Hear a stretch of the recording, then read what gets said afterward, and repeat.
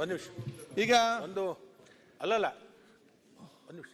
ಆಮೇಲೆ ಅಧ್ಯಕ್ಷರೇ, ಈಗಾಗಲೇ ಎಚ್ ಕೆ ಪಾಟೀಲರು ಒಂದು ಒಳ್ಳೆಯ ಸಲಹೆಗಳನ್ನು ಕೊಟ್ಟಿದ್ದಾರೆ, ಪೂರಕವಾಗಿರ್ತಕ್ಕಂಥದ್ದು, ಮತ್ತು ಅನೇಕ ಜನ ಸದಸ್ಯರು ಕೂಡ ಅವರಿಗೆ ಕ್ಲಾರಿಫಿಕೇಷನ್ದಲ್ಲಿ ಭಾಳಷ್ಟು ಸಮಾಧಾನ ಆಗಿದೆ ಅಂತಕ್ಕಂಥ ಭಾವನೆ ನನ್ನಲ್ಲೂ ಇದೆ. ಆದರೆ ಒಂದು ನಾನು ಇಲ್ಲಿ ನನಗೆ ಅನಿಸಿಕೆ, ಅವ್ರು ಎಕ್ಸೆಪ್ಟ್ ಮಾಡ್ಕೊಳ್ಳೋದು ಅಥವಾ ಎಕ್ಸೆಪ್ಟ್ ಮಾಡದೇ ಇರತಕ್ಕಂಥದ್ದು ಇರ್ಬೋದು.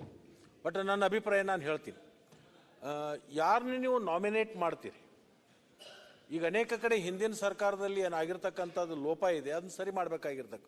ಹಿಂದಿನ ಸರ್ಕಾರದಲ್ಲಿ ನಾಮಿನೇಟ್ ಆದವನಿಗೆ ಆಫೀಸ್ ಬೇರರ್ ಮಾಡ್ತಿದ್ರು. ಒಬ್ಬನ ಸರ್ಕಾರದಿಂದ ನಾಮಿನೇಷನ್ ಮಾಡೋದು, ಅವನೇ ಆ ಸಂಸ್ಥೆಗೆ ಅಧ್ಯಕ್ಷರು ಮಾಡೋದು. ಆ ಆಯ್ಕೆಯಾಗಿ ಬಂದಿರತಕ್ಕಂಥವ್ರು ಅವ್ರ ಮೂಲೆಯಲ್ಲಿ ಕೂಡ್ತಕ್ಕಂಥದ್ದು ವ್ಯವಸ್ಥೆ ಪ್ರಾರಂಭ ಆಗಿದೆ. ದಯವಿಟ್ಟು ನಿಮ್ಮ ಕಾಲದಲ್ಲಿ ನೀವು ಒಬ್ಬ ಸಹಕಾರಿಯಾಗಿ ಧುರೀಣರಾಗಿ ಅದನ್ನು ತೆಗೆದು ಮತ್ತೆ ಯಥಾಸ್ಥಿತಿ ಅವ್ರು ನಾಮಿನೇಟ್ ಆದವ್ರಿಗೆ ಆಫೀಸ್ ಬೇರರ್ ಆಗಬಾರ್ದು ಅನ್ನುವಂಥದ್ದು ಇದ್ರಾಗ ಸೇರ್ಪಡೆ ಮಾಡಿದ್ರೆ ಅಲ್ಲಲ್ಲ, ವೋಟಿಂಗ್ ಪವರ್ ಬಿಡ್ಲಿ, ಆಫೀಸ್ ಬೇರರ್ ಆಗುವಂಥದ್ದು ಆಗಬಾರ್ದು. ಸ್ವಲ್ಪ ವೋಟಿಂಗ್ ಪವರ್ ಇರಲಿ, ಅದು ಆಫೀಸ್ ಬೇರರ್ ಆಗುವಂಥದ್ದು ಈ ವ್ಯವಸ್ಥೆ ತೆಗೆದ್ರೆ ಒಳ್ಳೇದಾಗುತ್ತೆ. ಇದು ಓಪನ್ ಆಗಿ ನನ್ನ ಹೃದಯ ಮಾತು. ಸನ್ಮಾನ್ಯ ಅಧ್ಯಕ್ಷರೇ, ನಮ್ಮ ಎಚ್ ಕೆ ಪಾಟೀಲ್ ಸಾಹೇಬರು ಹೇಳಿದ ಮೇಲೆ ಎಲ್ಲರೂ ಕೂಡ ಕನ್ವಿನ್ಸ್ ಆಗಿದ್ದಾರೆ ಅಂತೇಳಿ ನಾನು ಭಾವಿಸಿದ್ದೇನೆ. ಮತ್ತು ಅಂತಿಮವಾಗಿ ಈಗ ಬಹಳಷ್ಟು ಬ್ಯಾಂಕ್ಗಳ ಬೇಡಿಕೆ ಇದೆ ಎಲ್ಲ ಕಡೆ, ಎಲ್ಲೆಲ್ಲಿ ಬೇರೆ ಬೇರೆ ಜಿಲ್ಲೆಗಳಾಗಿದ್ದಾವೆ. ಇವ್ರದ್ದೇನೋ ಬಿಜಾಪುರ, ಬಾಗಲಕೋಟೆ ಏನೋ ಆಗೋಯ್ತು, ದಾವಣಗೆರೆ ಅದು ಆಗೋಯ್ತು, ಚಿತ್ರದುರ್ಗದಿಂದ ಬೇರ್ಪಡಿಸಿದ್ದಾಯ್ತು, ಶಿವಮೊಗ್ಗದಿಂದ, ಚಾಮರಾಜನಗರ ಮತ್ತು ಮೈಸೂರು ಬೇರ್ಪಡಿಸಬೇಕು ಅಂತ ಬೇಡಿಕೆ ಇದೆ. ಮತ್ತು ಉಡುಪಿ, ಅಶೋಕ್, ಯಾದಗಿರಿ ಆಗಬೇಕು, ಗುಲ್ಬರ್ಗಾದಿಂದ ಯಾದಗಿರಿಯಿಂದ ಮಾಡಬೇಕು ಅಂತಕ್ಕಂಥ ಹೀಗೆ ಬೇಡಿಕೆಗಳೇನಿದ್ದಾವೆ. ಅಧ್ಯಕ್ಷರೇ, ನಾನು ಚರ್ಚೆ ಮಾಡಿದ್ದೇನೆ ನಮ್ಮ ಸನ್ಮಾನ್ಯ ಎಚ್ ಕೆ ಪಾಟೀಲ್ ಜೊತೆಯಲ್ಲಿ. ಒಂದು ಹೈಪವರ್ ಕಮಿಟಿ, ಮೊದಲು ಬೈಫರ್ಕೇಷನ್ ಮಾಡಲಿಕ್ಕೆ ಏನೆಲ್ಲ ಪ್ರೊಸೀಜರ್ಸ್ ತೊಗೊಂಡಿದ್ದೋ ಅದೇ ಪ್ರೊಸೀಜರ್ ಒಂದು ಹೈಪವರ್ ಕಮಿಟಿ ಮಾಡಿ ಡೈರಿಗಳನ್ನ ಬೇರ್ಪಡಿಸೋದಿರ್ಬೋದು, ಬ್ಯಾಂಕ್ಗಳನ್ನು ಆ ಜಿಲ್ಲೆಗೆ ಒಂದರಂತೆ ಮಾಡ್ತಕ್ಕಂಥದ್ರ ಬಗ್ಗೆ ಒಂದು ಕಮಿಟಿ ಮಾಡಿ ಆ ಮುಂದಿನ ಕ್ರಮಗಳನ್ನು ತೆಗೆದುಕೊಳ್ಳುವಂಥ ಪ್ರಯತ್ನ ಮಾಡ್ತೇನೆ. ಮತ್ತು ಮುಖ್ಯವಾಗಿ ಇದು ನೀವು ಬರೀ ಕಮಿಟಿ ಮಾಡಿ ನೀವು ನಿರ್ಧಾರ ಮಾಡಿದ್ರೆ ಆಗಲ್ಲ. ನಾನು ನಿರ್ಧಾರ ಅಲ್ಲ, ಒಂದು ನಿಮಿಷ. RBIನೂ ಒಪ್ಕೋಬೇಕು, ನಬಾರ್ಡು ಒಪ್ಕೋಬೇಕು. ಈಗ ಹಿಂದೆ ಬೇಕಾದಷ್ಟು ಈ ಥರ ಆಗಿ ಸ್ಟೇಟ್ ರೆಕಮೆಂಡ್ ಮಾಡಿದ್ದು ಕೂಡ ನಬಾರ್ಡ್ ಒಪ್ಪಲಿಲ್ಲ, RBIನೂ ಒಪ್ಪಲಿಲ್ಲ, ನಿಮ್ದು ಒಪ್ಪಿರಲಿಲ್ಲ. ಹೀಗಾಗಿ ಫಸ್ಟು ನೀವು ಆ ಕಮಿಟಿಗಿಂತ ಮೇಲೆ ಮಾತಾಡಿ. ನಾನು ಕೂಡ ಪ್ರಯತ್ನ ಮಾಡಿದೆ, ಆವಾಗಲೂ ಕೂಡ ಅವ್ರು ಒಪ್ಪಿಗೆ ಆಗಿಲ್ಲ. RBI ಏನು ಹೇಳ್ತಾರೆ, ನಾವು ಈಗ ಬೈಫರ್ಕೇಷನ್ ಮಾಡಲ್ಲ, ಅಮಾಲ್ಗಮೇಷನ್ ಮಾಡ್ತೀವಿ ಅಂತಾರೆ. ಅದು ಆಲ್ ಇಂಡಿಯಾದಲ್ಲಿ ಪಾಲಿಸಿ, ಯಾಕಂದರೆ ಬ್ಯಾಂಕ್ಗಳು ಫೀಸಿಬಲ್ ಆಗಲ್ಲ ಅಂತ. ಅದರಿಂದ ಇದು ಅಗ್ರಿಕಲ್ಚರ್ ಓರಿಯೆಂಟೆಡ್ ಬ್ಯಾಂಕ್ ಇರೋದ್ರಿಂದ ಮತ್ತು ಡಿಸ್ಟ್ರಿಕ್ಟ್ ಅಡ್ಮಿನಿಸ್ಟ್ರೇಷನ್ ಇರೋದ್ರಿಂದ ಆಸ್ ಎ ಸ್ಪೆಷಲ್ ಕೇಸ್ ಮಾಡಿಸೋದಕ್ಕೆ ಒಪ್ಪಿಗೆ ಕೊಟ್ಟರೆ ಮಾತ್ರ ಆಗುತ್ತೆ. ಇಲ್ಲಿ ಎಷ್ಟು ಸತಿ ಕಮಿಟಿ ನಾವು ರೆಕಮೆಂಡ್ ಮಾಡಿದ್ರು ಕೂಡ ಇಲ್ಲಿ ಆಗಲ್ಲ. ಅದರಿಂದ ಆ ಪ್ರಯತ್ನ ಮಾಡಿ ನಾವು ನಿಮ್ಮ ಜೊತೆಗಿದ್ದೀವಿ.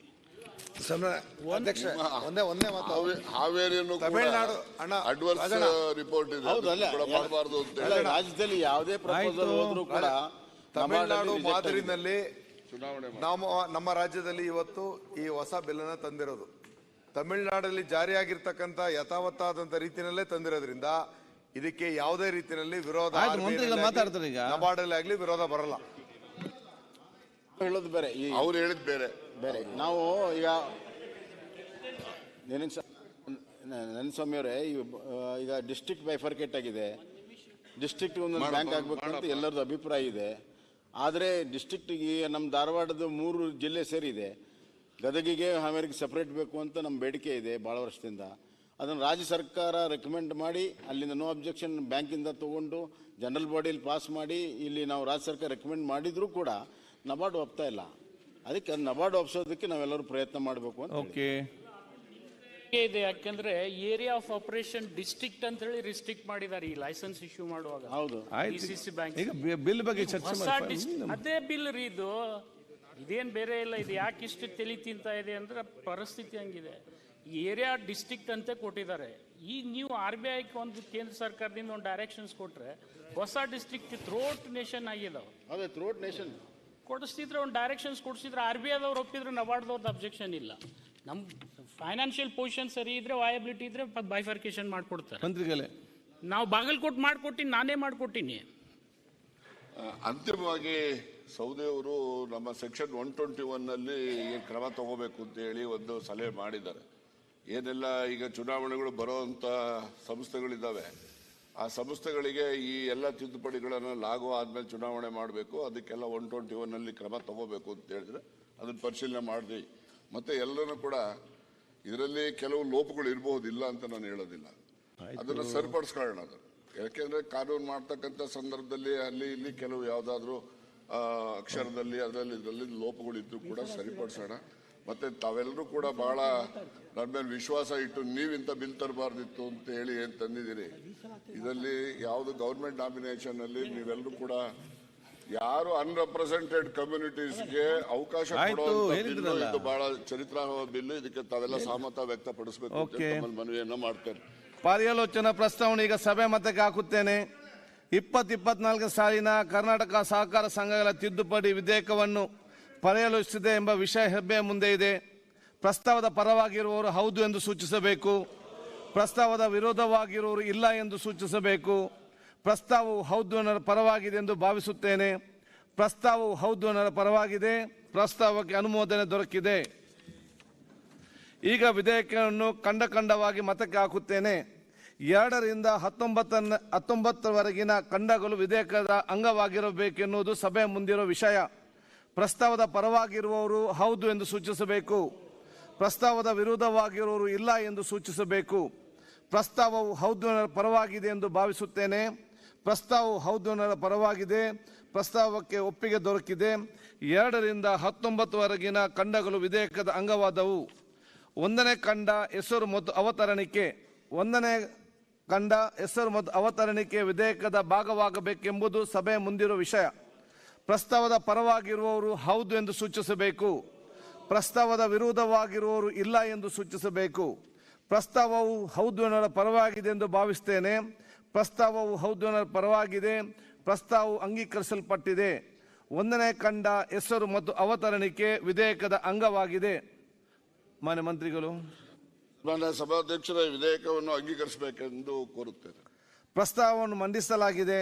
ಅದನ್ನು ಈಗ ಸಭೆ ಮತಕ್ಕೆ ಹಾಕುತ್ತೇನೆ.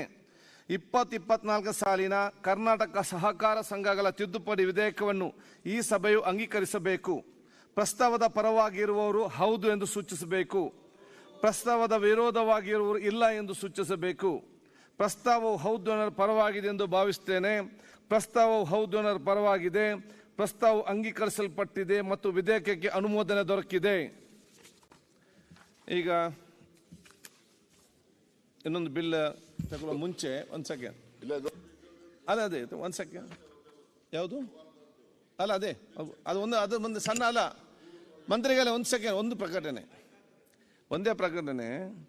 ಏನಿಲ್ಲ, ಬಹುಶಃ ನಮ್ಮ ರಾಜ್ಯದಾದ್ಯಂತ ಬೇರೆ ಬೇರೆ ಕಡೆಗಳಿಂದ ಇವತ್ತು ಬೇರೆ ಬೇರೆ ಸ್ಪರ್ಧೆಗಳಲ್ಲಿ ರಾಷ್ಟ್ರ ಮಟ್ಟದ ಪ್ರಶಸ್ತಿಯನ್ನು ಪಡೆದವರು ಇದ್ದಾರೆ. ನಾವು ಸಾಧಾರಣ ಕ್ರಿಕೆಟ್, ಫುಟ್ಬಾಲ್, ಹಾಕಿ, ಕಬಡ್ಡಿ ಇಂಥ ದೊಡ್ಡ ಮಟ್ಟದ ಪ್ರಚಾರ ಇರುವಂತಹ ಕ್ರೀಡೆ ಮತ್ತು ಆಕ್ಟಿವಿಟೀಸ್ಗೆ ಹೆಚ್ಚಿನ ಮಹತ್ವ ಕೊಡ್ತವೆ. ನಮಗೆ ಕಾಣದ ರೀತಿಯಲ್ಲಿ ಬಹುಶಃ ಅವರದಾದ ಶ್ರಮ ಮುಖಾಂತರ ನಮ್ಮ ಯಾವುದೇ ಒಂದು ಸಹಕಾರ ಮತ್ತು ಅನುದಾನ ಇಲ್ಲದೆ ಬೇರೆ ಬೇರೆ ಸ್ಪರ್ಧೆಗಳಲ್ಲಿ ಅವರ ಸ್ವಇಚ್ಛೆಯಿಂದ ಮತ್ತು ಅವರದೇ ಪ್ರಯತ್ನದಿಂದ ಇವತ್ತು ಭಾಗವಹಿಸಿ ಅಥವಾ ರಾಷ್ಟ್ರ ಮಟ್ಟದ ಪ್ರಶಸ್ತಿ ಪಡೆದು ಅವ್ರದೇ ಒಂದು ನಮ್ಮ ರಾಜ್ಯಕ್ಕೆ ಗೌರವ ತರುವಂಥ ಕೆಲಸ ಮಾಡಿಕೊಂಡು ಇನ್ನೂ ಕೂಡ ಕಾಣದ ರೀತಿಯಲ್ಲಿ ಸಮಾಜದಲ್ಲಿ ಬಹಳಷ್ಟು ಜನ ಇದ್ದಾರೆ. ಅಂಥದ್ರಲ್ಲಿ ಕೆಲವರು ಇವತ್ತು ನಮ್ಮ ವಿಧಾನಸಭೆ ನೋಡಲಿಕ್ಕೆ ಇವತ್ತು ಬಂದಿದ್ದಾರೆ. ಅಂಥ ಕೆಲವು ಬಹುಶಃ ನಮ್ಮ ಮುಂದೆ ಇದ್ದಾರೆ. ನಾನೆಲ್ಲರ ಪರವಾಗಿ ಬಹುಶಃ ಅವರನ್ನು ನಾನು ಪ್ರಸ್ತಾವಿಸಿ ಅವರನ್ನೆಲ್ಲ ಅಭಿನಂದಿಸ್ತೇನೆ.